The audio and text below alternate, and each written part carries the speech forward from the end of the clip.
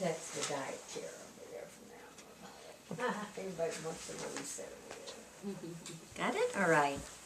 So, chapter 1, the family of Elkanah. Now, there was a certain man of Ramah. It's Ramatham Zophim, but it's Ramah. It's the town of Ramah. Of the mountains of Ephraim, and his name was Elkanah, the son of Jehoram. Goes through all of the names, the Ephraimite. The confusion that happens here a lot of times is that people believe that he is an Ephraimite by tribe. That is not the case, and we learn that from one of our other scriptures that we have here in our packet, which would be 1 Chronicles 6, 16 through 30. You have it in your packet here, and it tells the lineage of Samuel and his father, and it mentions that Elkanah, the sons of Elkanah were Zophah and Nathan his son, Jeroham, and the sons of Samuel. It tells the lineage all here. What we learn from 1 Chronicles 6, verses 16 through 30, is that Samuel does not come from someone from the tribe of Ephraim, but a Levite. He is called an Ephraimite here because he is living in the land of Ephraim. Okay. Wouldn't it be an Ephraimite? Ephraimite, Ephrathite, maybe. They were from Ephraim. Ephraimite. How about that? Ephraimite sounds like a good one. So if you look on your page here, you'll see that there's a map at the top, and then a map here down at the bottom that shows the 12 tribes of Israel. The one that is circled with the black line is the hill country of Ephraim. It's the portion that was given to Ephraim. You can see down here what it looks like, and then up here it's enlarged. And so this is the land that they're talking about. And he lived there even though Samuel's father was a Levite. Why would that be? Because remember, the Levites were not given property. So there were cities in every tribe that the Levites would live in when they were not doing their duty at the temple. When they, there were more Levites than there were jobs, and so when they were not doing their duty at the temple, they would just be normal people living. And so they lived in every tribe had cities where the Levites lived.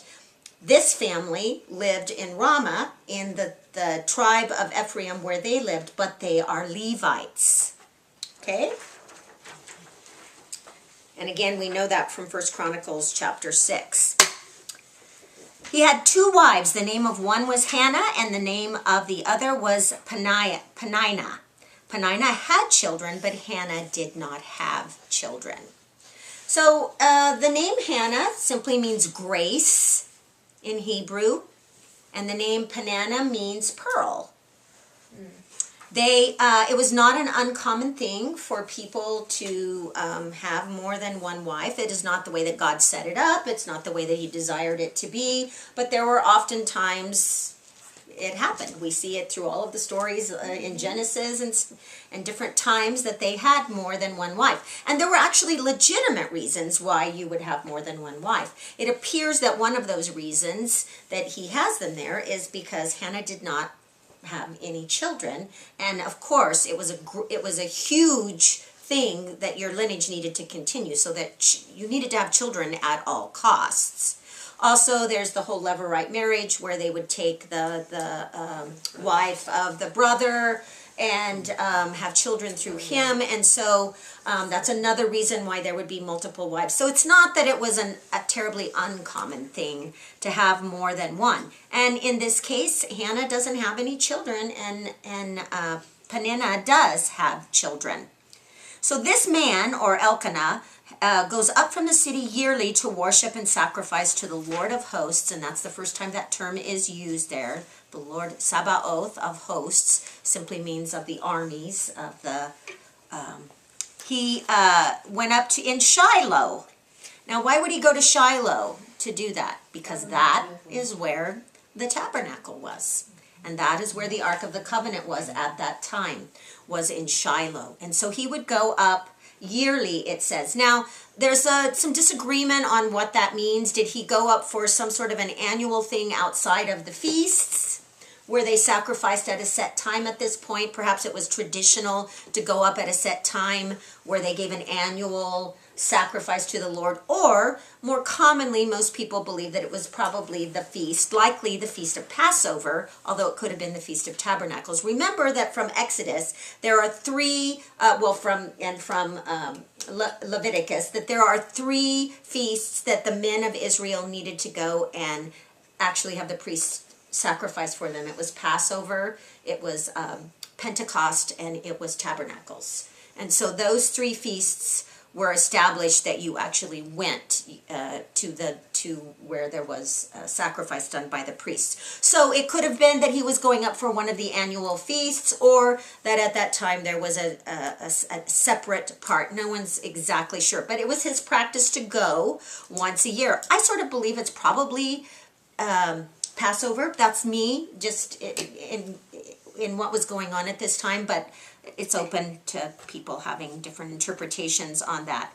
So also at that time, there were two sons of Eli. Eli's the high priest at that time, and he has his two sons, Hophni and Phinehas, who were the priests, and he gets really specific about them here.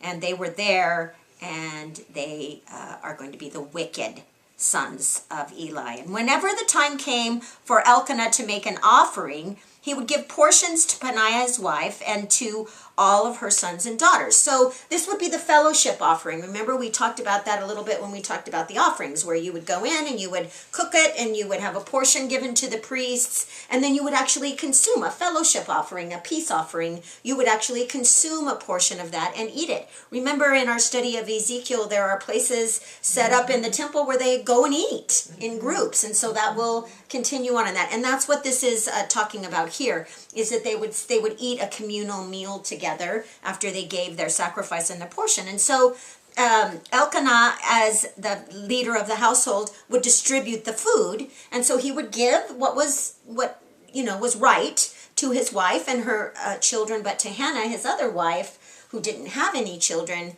he would give her a double portion of it.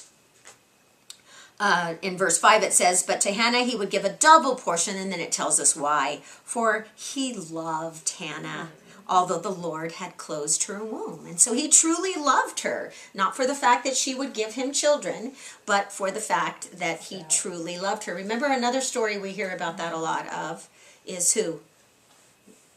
Rebecca and Rachel and Leah.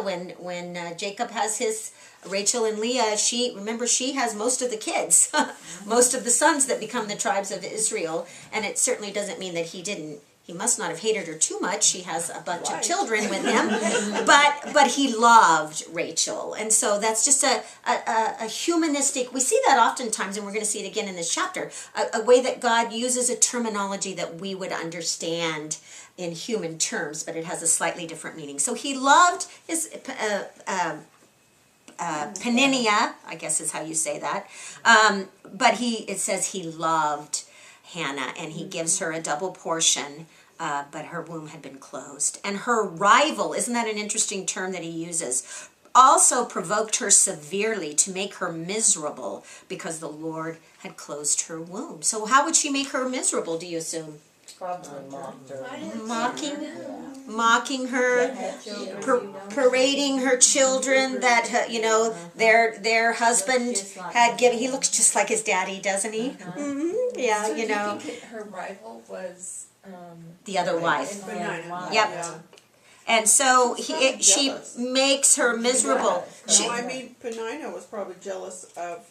Absolutely. She probably knew that he loved her. Absolutely. And Rachel and Leah, we see that same thing in Rachel and Leah. Rachel was very jealous, although she had all of the children. She was very jealous because she knew that his heart belonged to Rachel. And so it's, you would know that. Verse 7, and so it was year by year that when she went up to the house of the Lord, and again, this is the tabernacle where the ark is being kept at the time, that she provoked her, making her jealous. Therefore she wept and did not eat. So she did not eat this communal meal that the family ate because it made her so miserable. One of the things I thought of when I read that was her husband was showing her favor. in giving her a double portion. He was making it well known to the rest of the family, this is my favorite. And yet she was so miserable by what was going on with the other wife that she couldn't accept what her husband, the gift he was giving her, and acknowledge that, and even sort of take comfort in that. She couldn't even do that because this rivalry about children was so strong. That would have been very, very typical of that time frame where children were everything. They were your worth at that time. A woman without children was a woman without worth at that time. And so no matter that her husband loved her very much, the fact that there were no children caused her to be incredibly miserable. To share. So verse 8 is going to talk about Hannah's vow. So Elkanah, her husband, said to her, Hannah, why do you weep? Why do you not eat? Why is your heart grieved?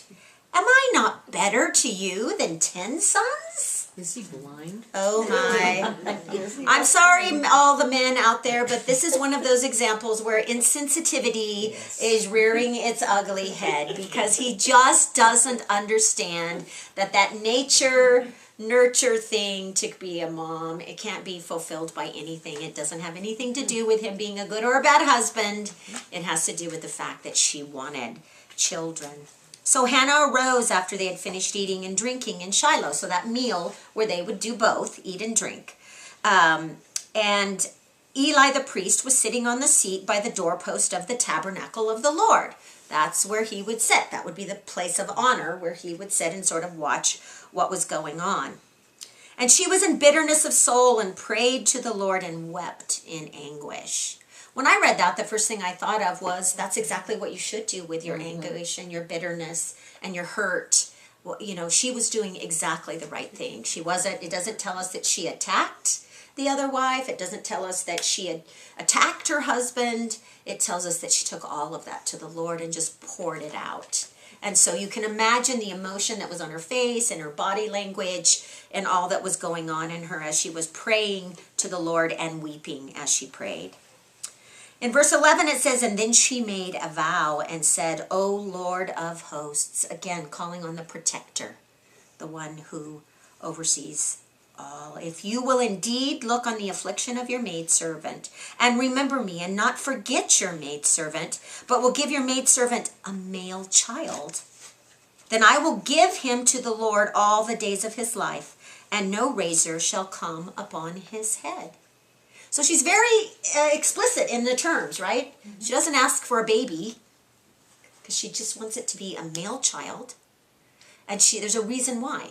She's making a vow that if he gives her this child, and again, she's using terms that are humanistic in nature. God never forgot her, and God isn't going to suddenly just remember her. It's a terminology that we would understand in that now he's going to hear her prayer. Now he always heard her prayers, but now that prayer is going to be answered. And in the answering of the prayer, then there's the remembering of it.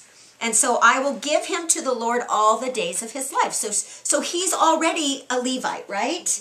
So he's already called at the age of 30. We just talked about that. For that period of time between 30 and 50 where he's going to be serving in whatever capacity he's going to be serving. She's going a step further than that. She's saying for all the days of his life, even before that age of 30, I'm going to dedicate him to you. Well, children come from the Lord. They're the Lord's gift, right? We learned in Ezekiel when he talked about them destroying the children, he says, it's my children that you destroyed. So we have to keep in mind that she's not taking this gift and then necessarily giving it back to the Lord in the sense that it was the Lord's all along, but she's saying, I want this child so that I can dedicate it to you for all of my days. So think about that for just a minute. This, for all she knew, was going to be her only child. It doesn't end up being that way, but for all she knew at this time, this is her only child that God may give her. And she is willing to take this child, dedicate him to the Lord in a very special way. Again, remembering he's already dedicated as a Levite to the Lord. But she's taking it a step further. She's going to dedicate him all of the days of his life. And she says, and no razor shall come upon his head. So what she's talking about in that case is what we call the Nazirite vow. I left some scripture for you in your book, Numbers chapter 6. You can read all about it. Numbers chapter 6 specifies exactly what it is. He shall separate himself, a Nazirite. And by the way, a man or a woman could be a Nazirite because most Nazirite vows were temporary, for a short period of time. People would consecrate themselves. It was sort of a step beyond fasting, or a dedication for a period of time where you were solely dedicated to the Lord. But when you take that vow, you separate yourself from wine and similar drink, so nothing that would come from the fruit of the vine. He shall drink neither vinegar made from wine or vinegar made from similar drink. Neither shall he drink any grape juice, nor eat any grapes or any raisins. So anything that is produced from the grapevine, from the seed to the skin, they shall not eat. He lets his hair grow. So a Nazirite, while they are under the Nazirite vow, their hair grows. They don't cut it under a razor. She's saying here, no razor is going to touch his head. So she's saying he is going to be a Nazirite for life. In that. There are also a few other things there. He can't be unclean. He can't be around a dead body. There are different things that a Nazirite vow. You can read about those this week in chapter 6 of Numbers that talk about a Nazirite vow. We know of two people in the Old Testament, who were Nazirites from birth. One was Samson, who had his hair grow long, and that became his strength. Samson was a Nazirite from birth. You can go to the book of Judges, read the story of it. You'll see that Samson was from birth dedicated as a Nazirite. And Samuel is going to be the other. So Samuel is going to have a dedication far beyond just being a Levite priest. He is a Nazirite from birth, and so he will abstain from any grape or grape product, which in that day was quite a thing, because they had a lot of products made from the grape skin, the grape seeds, all the products of the grape. He's not going to participate in any of that. His hair is going to grow. He's not going to cut his hair. He's going to have to keep himself separated away from dead things. There are certain things that he is going to have to follow that are quite important. Interestingly enough, there's one person that we know of in the New Testament who is a Nazirite from birth. Do you know who that would be? John the Baptist. It was from the womb a Nazirite. And so we only know of that. Now we do know of a few other places where Nazirite vows are mentioned. One of them is from, where's my little papers that I had here? Right here. One of them was from, let me find it for you, Acts chapter 18. Read that this week. You'll enjoy it. Chapter 18 verses, starting at verse 18. And you're going to talk about when Paul is returning back to Antioch. Let me just read it real quick for you. So Paul remained for a good while, and then he took leave of the brethren and sailed for Syria, and Priscilla and Aquila were with him. And he had his hair cut off of Syria, for he had taken a vow. And so we know from that statement, it wouldn't have surprised anyone who was Jewish. They would have known. Those of us who aren't as familiar with it are learning that he had taken a Nazirite vow. But remember, you can take a Nazirite vow for a short period of time. Male or female, you can take a Nazirite vow for 10 days, 3 months, a year, whatever it is that you could do. Paul had taken a vow, and so he was going back to he needed to have his hair cut off for the vow to end. We also read about another place in Acts, and I didn't write it down, but it just struck me, where it's in Acts, in the middle part of Acts, when James says, all of these people out here are trying to say that you are saying that circumcision and the ways of the Mosaic law are no good. So in order to prove them wrong, here's what I want you to do. Take these 4 men and go and pay to have their vow finished. And it says, and they shaved their heads. And Paul paid to have the Nazirite vow completed for these 4 men in order to show that he was not saying that the Jewish people couldn't participate in those things. What Paul was teaching is that it was not mandatory for them to do it, and certainly not that the Gentiles needed to follow that. And so in order to show that, he pays to have those 4 men finish up their Nazirite vow, to have their hair cut. And oftentimes that's what happened. People would pay because it was a good deed, and they received part of the credit for the vow also when you paid to have that done. So that's just a little bit of a rabbit trail of the Nazirite vow, but you can look at that this week as you go into the study of it. It's a very interesting thing. So our Samuel is going to be a Nazirite from the time he's 21. Acts 21 is where you're going to read about Paul paying to have the 4 men to have the 4 men finish up their Nazirite vow. And so as it happened, she continued praying before the Lord, and Eli was watching her mouth. Verse 13, now Hannah spoke in her heart, only her lips moved, but her voice was not heard. Then Eli thought that she was drunk. So then he makes that statement that makes me laugh every single time I've read it. Eli said to her, how long will you be drunk? Put your wine away from you. I'm guessing that it must have been in this very corrupt time not uncommon for someone to come to the tabernacle drunk. His own sons. His own sons do it. And we're going to find that out. And so, thanks for the spoiler. And so, so it's not an uncommon thing. I mean, can you imagine? You're coming to worship, you're coming to offer a sacrifice, and you're drunk. It must not be uncommon. And Eli's going, stop it. How long are you going to be drunk here? Take that wine and put it away from you. Verse 15, but Hannah answers and says, no, my Lord, I am a woman of sorrowful spirit. I have drunk neither wine nor intoxicating drink, but I have poured out my soul before the Lord. I love that. I underlined that in my Bible. Poured out my soul before the Lord. And how did she do that? In prayer, right? In prayer. And that's how today we pour out our soul unto the Lord.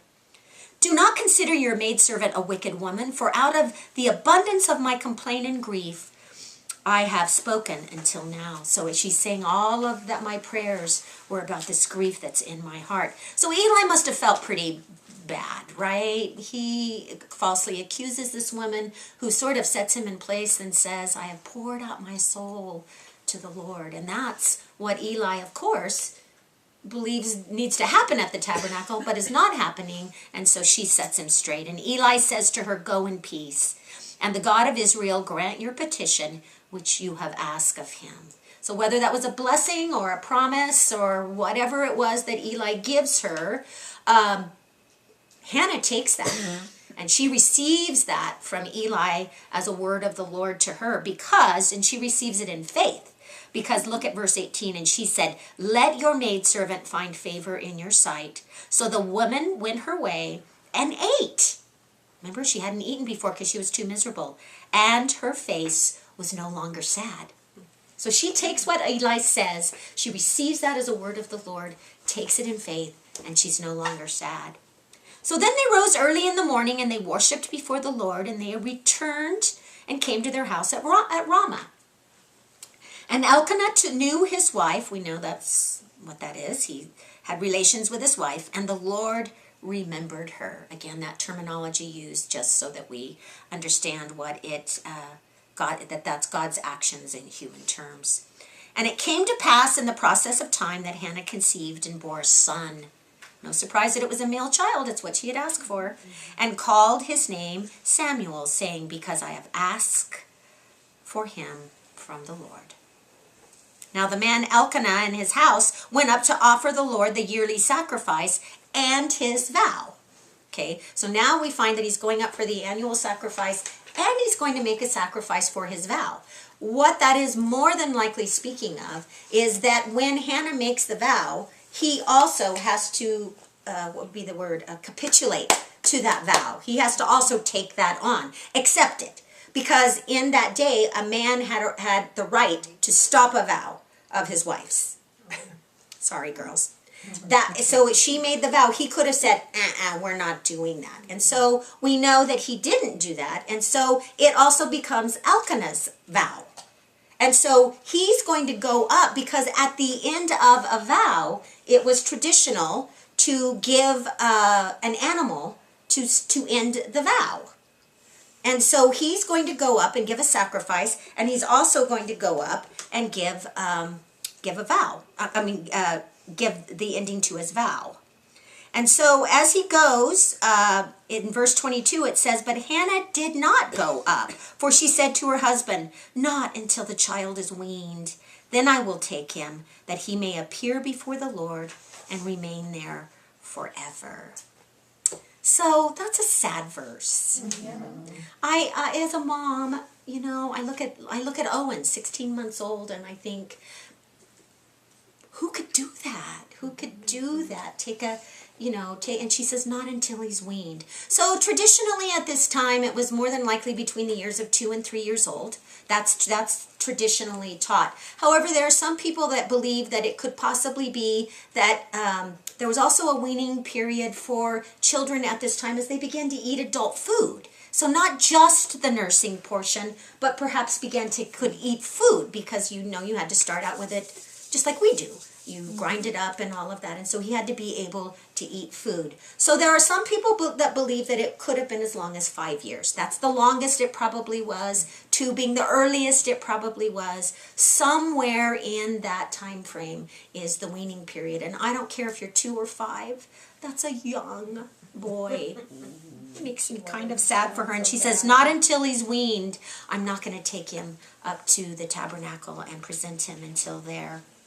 So one of the questions that I'm going to throw out real quickly is, why do you suppose that it was her desire, the Lord's desire, everyone it seems is desire, that it be so young? Anybody have an idea on that? Well, a lot of them, like it was 8 to 10.